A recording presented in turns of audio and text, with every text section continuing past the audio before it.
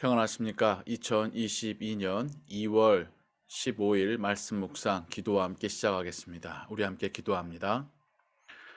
사랑과 은혜가 풍성하신 하나님 아버지, 오늘도 하나님의 은혜를 구하며 하나님의 말씀을 읽고 묵상하고 기도하는 시간을 갖습니다. 하나님 말씀이 우리 발걸음의 등불과 또 지팡이와 막대기 되어 주시기를 원합니다. 기도 가운데 하나님 주시는 위로와 소망이 풍성히 임하기를 소원합니다. 오늘도 하나님의 은혜와 평안 가운데 거하게 하시고 하나님을 기쁘시게 하는, 하나님을 영원롭게 하는 하루가 되게 하여 주옵소서. 주 예수 그리스도의 이름으로 기도하옵나이다. 아멘.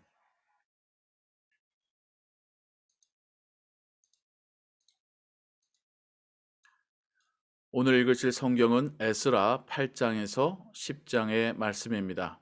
이 시간에는 에스라 8장 1절에서 14절의 말씀을 같이 읽겠습니다. 이 이야기의 배경은 에스라와 함께 예루살렘으로 온 2차 귀환민들의 명단입니다. 1차 귀환민들은 수룹바벨과 함께 약 BC 605년쯤에 돌아온 이들입니다. 그들은 나라가 멸망한 이후 약 70년이 지난 이후에 하나님이 약속하시고 계시하셨던 대로 돌아올 수 있게 되었었습니다. 그리고 그들은 성전을 재건하지요. 그리고 나서 우리가 잘 알고 있는 다니엘의 이야기나 에스더 왕비의 이야기가 지나가고 이제 2차 귀환민들이 에스라와 함께 1차 귀환민 이후 약 150년이 지나서 다시 한번 약 1500명의 사람들이 예루살렘으로 돌아오게 됩니다. 3차는 우리가 이후에 읽을 느헤미야의 이야기에서 3차 귀환민들의 이야기가 나오는데요. 이 2차 귀환민들, 나라가 멸망한 이후로부터 계산하자면 약 220년 만에 돌아온 사람들입니다. 그들은 태어날 때부터도 바벨론 혹은 페르시아에서 태어난 사람들이고 거기서 자란 사람들입니다. 2차 귀환민들 가운데서는 1차 귀환민의 리더였던 수룹바벨의 4대 손도 함께 있었습니다. 그러니 그들이 얼마나 시간의 갭을 지나서 다시 예루살렘으로 돌아온 것일까요? 그들은 예루살렘을 알지도 못했고 말로만 들었던 장소였습니다.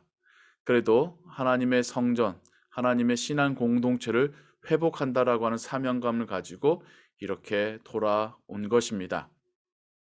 그리고 그들의 이름들과 또 그 숫자의 기록은 두고두고 유대 민족에게는 영광이고 또한 자랑이고 하나님을 향한 자신들의 헌신의 기록이겠지요. 우리에게는 사람들의 이름이고 숫자의 나열처럼 보이겠지만 이 안에는 하나님 나라를 재건하는 그 열정과 소명 가지고 모든 것을 버려두고 불모의 땅으로 돌아왔던 사람들의 기록입니다. 우리가 그러한 이해를 가지고 에스라 8장 1절에서 14절까지의 말씀을 같이 읽겠습니다. 아닥사스다 왕이 왕위에 있을 때에 나와 함께 바벨론에서 올라온 족장들과 그들의 계보는 이러하니라. 비느하스 자손 중에서는 게르솜이요 이다말 자손 중에서는 다니엘이요. 여기서 말하는 비느하스와 이다말은 제사장 가문을 이야기합니다. 여기에 나오는 다니엘은 다니엘서의 다니엘이 아니라 동명이인입니다. 다윗 자손 중에서는 핫투스요. 이 다윗은 여러분이 알고 계시는 그 왕 다윗입니다. 즉 제사장 가문에서의 2명의 족장, 그리고 다윗 가문에서의 또 족장 혹은 리더를 이렇게 먼저 이야기하고 있습니다. 제사장 가문의 리더들이 먼저 거론되고 있다는 것이 또한 특이한 점이지요. 스가냐 자손, 곧 바로스 자손 중에서는 스가랴니, 그와 함께 족보에 기록된 남자가 150명이요. 밧 모압 자손 중에서는 스라히야의 아들 엘 요에넨이, 그와 함께 있는 남자가 200명이요. 스가냐 자손 중에서는 야하시엘의 아들이니 그와 함께 있는 남자가 300명이요. 아딘 자손 중에서는 요나단의 아들 에벳이니 그와 함께 있는 남자가 50명이요 엘람 자손 중에서는 아달리아의 아들 여사야니 그와 함께 있는 남자가 70명이요 스바디아 자손 중에서는 미가엘의 아들 스바다니 그와 함께 있는 남자가 80명이요 요압 자손 중에서는 여히엘의 아들 오바다니 그와 함께 있는 남자가 218명이요 슬로밋 자손 중에서는 요시비아야 아들이니 그와 함께 있는 남자가 160명이요 베베 자손 중에서는 베베의 아들 스가랴니 그와 함께 있는 남자가 28명이요 아스가 자손 중에서는 학가단의 아들 요하나니니 그와 함께 있는 남자가 110명이요 아도니감 자손 중에 나중된 자의 이름은 엘리벨렛과 여우엘과 스마야니 그와 함께 있는 남자가 60명이요 비그웨 자손 중에서는 우대와 사부시니 그와 함께 있는 남자가 70명이었느니라. 이것은 하나님의 말씀입니다. 아멘. 고국을 떠난 지 220년 만에 돌아오는 사람들. 그들은 이 예루살렘을 처음 밟아본 사람들이겠죠. 태어나면서부터도 페르시아 사람들이었고 페르시아의 문화와 언어를 배운 사람들이었습니다. 그런데 그들은 왕의 허락으로 예루살렘으로 돌아가 성전을 다시 재건하고 그 공동체를 회복할 기회를 얻게 됩니다. 이들은 모두 자원에서 온 사람들입니다. 누가 억지로 등 떠민 것이 아니라 본인들이 하나님께서 주신 사명감 가지고 돌아온 것입니다. 마치 이것을 우리에게 비유하자면 미국에 이민 온 우리들이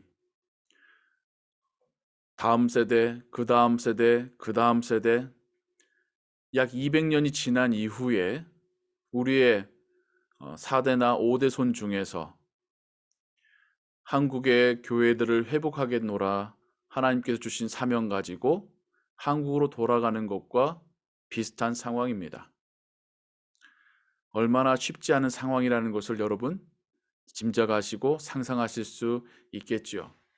하나님의 사명, 하나님의 부르심 아니고는 감당할 수 없고 또한 순종할 수 없는 그러한 일들입니다.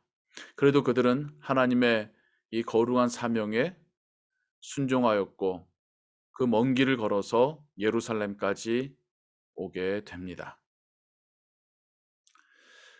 우리가 우리의 자녀들을 어떻게 신앙 교육해야 될지를 한번 생각해 볼 그러한 본문이기도 합니다. 우리의 다음 세대인 우리의 자녀 세대만 해도 그들이 신앙을 얼마나 지킬 것인가 우리가 장담할 수 없는 것이 현실이지요. 그런데 4대, 5대 손 이후의 자손들이 여전히 하나님을 향한 열정과 또한 복음 위에서 바로선 신앙을 갖게 된다라는 것은 우리와 또 우리의 자손들이 계속해서 하나님 말씀을 붙들고 있을 때에만 가능한 일이겠지요. 우리가 우리의 자녀들에게 신앙 교육하기를 힘써야 하겠습니다. 우리 세대에서 예수님 믿고 천국을 확신한다고 해서 우리의 자녀 또 자손의 세대들이 계속해서 하나님 안에 거한다라고 하는 보장은 없습니다. 그들도 하나님을 영접해야 되고 예수님을 믿어야 합니다. 그들도 자신의 하나님으로 영접하고 또 하나님 말씀대로 살기를 결단해야 합니다. 그들도 하나님의 나라를 확신하고 소망해야 합니다. 우리 자녀들에게 우리가 먼저 신앙의 본을 보이고 또 우리 자녀들 위해서 기도하고 또 자녀들에게 그 무엇보다도 세상의 성공보다도 하나님 믿는 신앙으로 살 것을 당부하는 그런 가르침을 줘야 하겠습니다. 하나님의 은혜가 우리 모든 성도님들의 그 가정에 그 자녀들에게 계속해서 이어가기를 하나님을 향하여 변치 않는 믿음의 가문과 가정들 되시기를 주님의 이름으로 축원합니다. 기도하겠습니다. 사랑과 은혜가 풍성하신 하나님 아버지, 220년이 지나도 하나님의 성으로 그 성전터로 돌아오는 귀한 민들을 봅니다. 그들이 하나님과 그 하나님 나라에 대한 믿음이 있었기에 가능한 순종입니다. 우리도, 우리의 자녀들도, 또 그들의 자녀들, 계속되어지는 우리의 후손들이 하나님을 향한 흔들림 없는 믿음 갖기를 원합니다. 하나님의 나라를 항상 소망하고 그 나라 위에서 일할 수 있는 믿음의 사람들 되기를 원합니다. 우리가 먼저 신앙의 본을 보이게 하시고 또 말씀으로 가르치고 신앙의 유산을 전하는 부모들이 되게 하여 주옵소서. 하나님, 오늘도 주의 은혜 가운데 거하게 하시고 우리의 가정과 우리의 일터를 지켜 주옵소서. 주 예수 그리스도의 이름으로 기도하옵나이다. 아멘. 주기도문 합니다. 하늘에 계신 우리 아버지여, 이름이 거룩히 여김을 받으시오며 나라의 마옵시며 뜻이 하늘에서 이룬 것 같이 땅에서도 이루어지이다. 오늘날 우리에게 일용할 양식을 주옵시고 우리가 우리에게 죄 지은 자를 사하여 준 것 같이 우리 죄를 사하여 주옵시고 우리를 시험에 들게 하지 마옵시고 다만 악에서 구하옵소서. 대개 나라와 권세와 영광이 아버지께 영원히 있사옵나이다. 아멘. 기도 음악과 함께 계속해서 기도하시고 오늘 하루의 삶도 하나님의 은혜 가운데 평안하시기 바랍니다.